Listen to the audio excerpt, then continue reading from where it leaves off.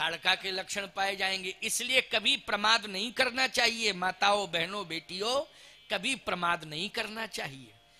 पहली बात तो यह है कि अपना काम अपने हाथ से करना चाहिए, और यदि आपके जीवन में महानता है तो अपने हाथों से परमार्थ भी करना चाहिए।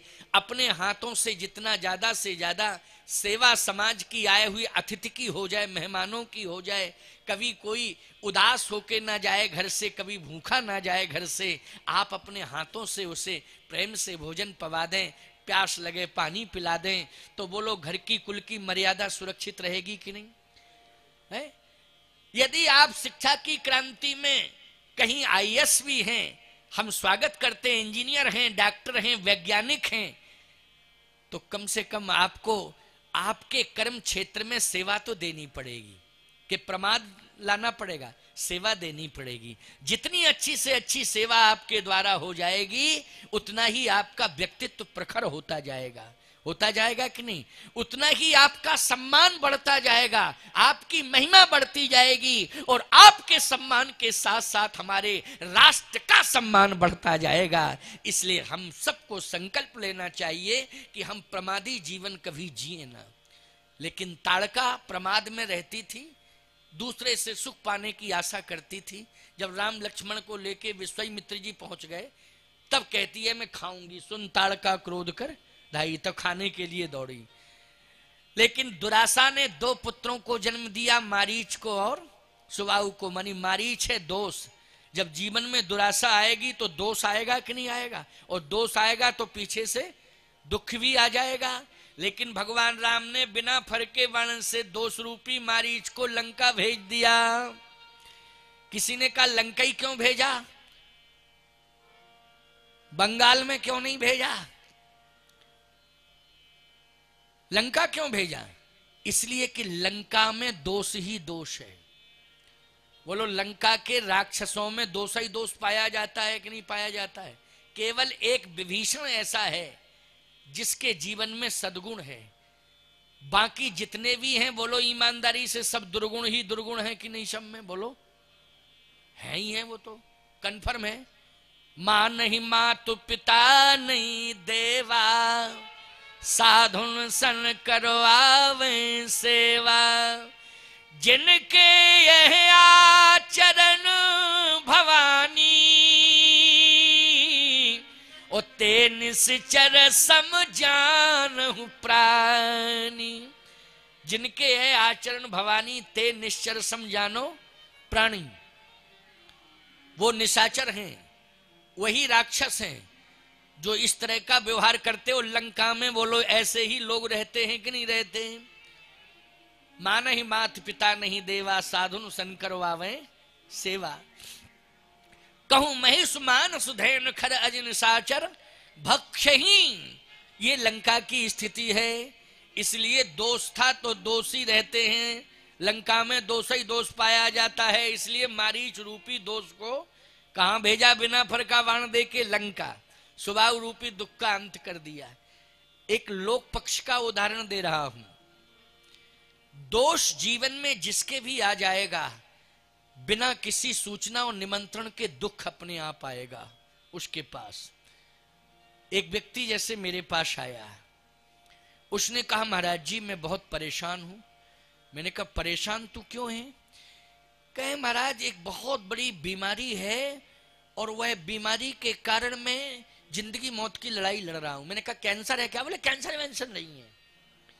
तो मैंने कहा बड़ी बीमारी कौन है और नाम तो बता। बोले खांसी आती है। हमने कहा ये बड़ी बीमारी है ही नहीं खांसी। बेवकूफ है तू क्या? खांसी बड़ी बीमारी है क्या? सतोपलाद शहद के साथ चाट ले, या फिर कोई सिरप हीरप आता है उसको पी ले। क्यों भाई, खांसी ठीक हो जाएगी। अरे बोले महाराज 20 लाख रुपया खर्च किया, हिंदुस्तान की कोई डिस्पेंसरी नहीं बची जहां इलाज ना कराया हो, और रुपया के रुपया चलेगा, खांसी ठीक नहीं हुई। हमने कहा उन डिस्पेंसरियों का पता बताओ, हम सबको कोर्ट के कटघरे में खड़ा करेंगे। 20 लाख खा गए, खांसी ठीक नहीं कर पाए, हम डिग्री सर्टिफिकेट जब्त करवाएंगे उनका, बता जल्दी। अरे बोले महाराज एक डिस्पेंसरी जाने कितनी? हमने कहा सही बताओ, तुझे खांसी आती है, खांसी ठीक नहीं होती, बोले महाराज खांसी तो ठीक नहीं हो रही है, बड़ा कष्ट में रहता हूं। मैंने कहा कष्ट क्या है? बोले खांसी के कारण नींद नहीं आती। हमने कहा नींद आती नहीं। बोले आती तो है, खांसी उठती तो उठ के बैठ जाते। आती जरूर है, ऐसा थोड़ी आती नहीं है। जैसे ही आती है सोने का मूड बनाते, खो खो खो खो करके बैठ जाते हैं। फिर सोने का मूड बनाया, फिर खांसी आई, फिर बैठ गए। तो मैंने कहा ये तो बड़ी समस्या है। अच्छा रात भर बैठे बैठा तू करता क्या रहता? हनुमान चालीसा पढ़ता? बोले नहीं महाराज हनुमान चालीसा। तो फिर सुंदरकांड? बोले महाराज सुंदरकांड भी नहीं। तो हमने कहा फिर करता क्या है रात भर बैठा बैठा? बोले बीड़ी पीता रहता हूं।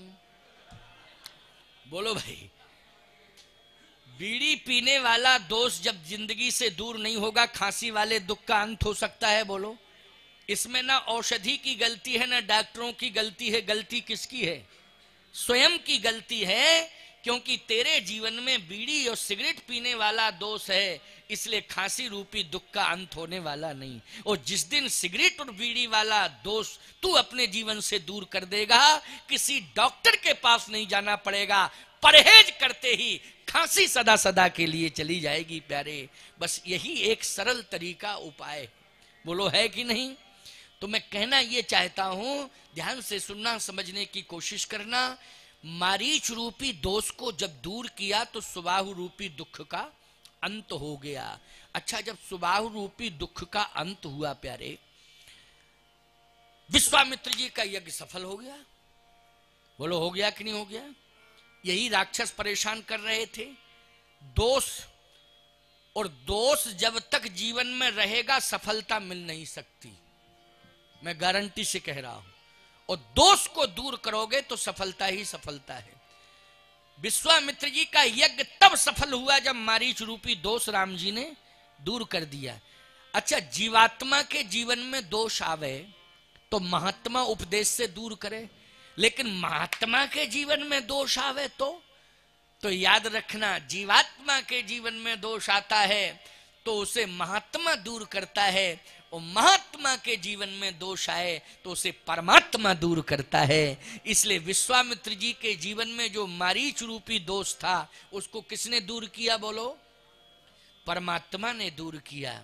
इसलिए बिन फरमान राम तहि मारा, और सत जो जन गा सागर पारा, पावक सर सुबाहु पुनि मारा,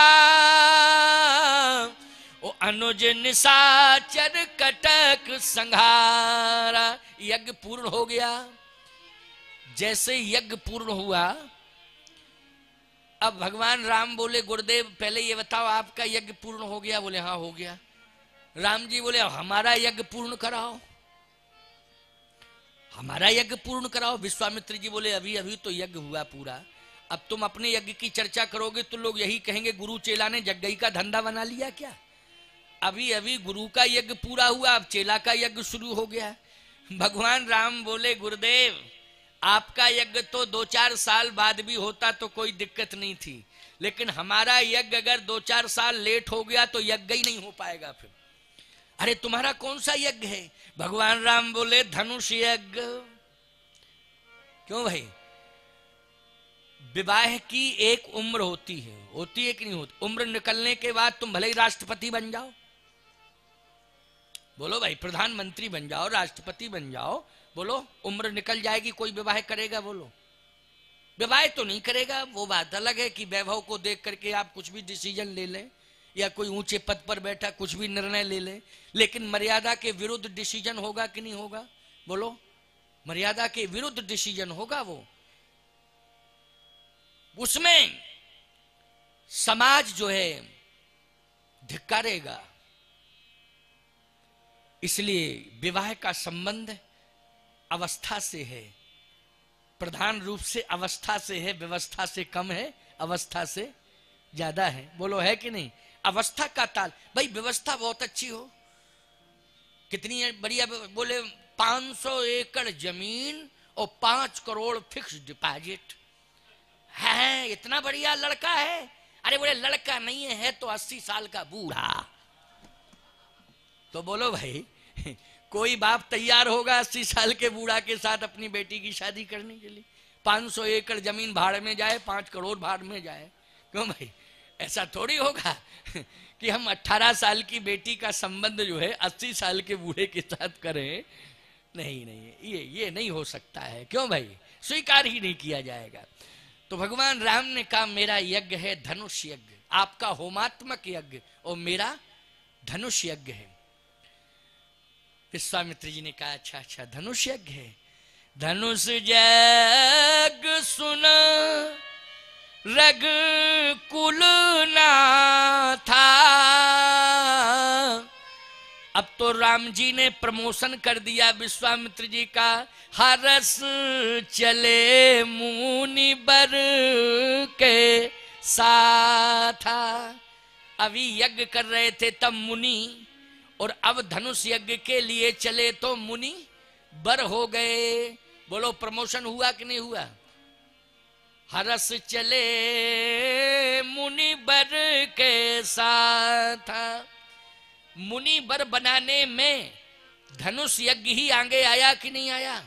और धनुष यज्ञ में अहम भूमिका किसकी है? बोलो राम जी की है। तो इसका मतलब है मुनिवर वाली भी उपाधि जो मिली है वो किसके द्वारा विश्वामित्र को मिली? राम जी के द्वारा मिली। इसलिए धनुष यज्ञ सुन रग कुलना था, हरस चले मुनिवर के साथ। देखो भाई, धनुष यज्ञ की कथा तो कल होगी। कब होगी? कल राम जी का विवाह होगा। और सुबह के सत्र में ही, सुबह का जो सत्र चलेगा उस सत्र में ही सीताराम जी का विवाह संपन्न कराएंगे।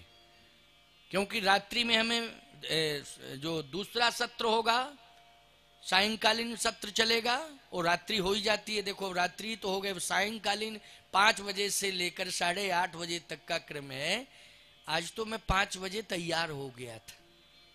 कह महाराज कृपा करके आप ज्यादा कथा सुनाए। मैंने कहा तो मैं सुना दूंगा, मुझे क्या दिक्कत है, चाहे जितनी सुन लो, जब तुमको सुना मैं सुना दूंगा। 5:02 पर मैं वस्त्र पहन रहा था। मैंने ठाकुर जी भेजे तो मैंने कहा चलूं। तो हमारा शिष्य बोला महाराज किसको सुनाओगे? भवन की दीवालों को कथा सुनाओगे? कुर्सियां पड़ी हैं खाली उनको कथा सुनाओगे? दरी बिछी हैं उनको कथा सुनाओगे? किसको सुनाओगे? अच्छा जब हम आते, आप लोग नहीं होते तो संबोधन में हम यही कहते हैं, यही कहते कि परमादरणीय परमादरणीय रामेश्वर मंडपम, यही परमादरणीय रामेश्वर कथा मंडपम एवं परम आदरणीय दरी महोदया। यही संबोधन करते। क्यों, क्या करते? जब दरी होती, ये कथा मंडप होता, दीवालें होती, तो हम संबोधित किसको करते? कोई था ही नहीं। तुम आओगे तब ना हम कथा सुनाएंगे। 5 बजे जब तुम लोग आओगे तब ना कथा सुनाऊंगा। तुम लोग जब आ जाओगे मैं तो बैठा रहता हूं।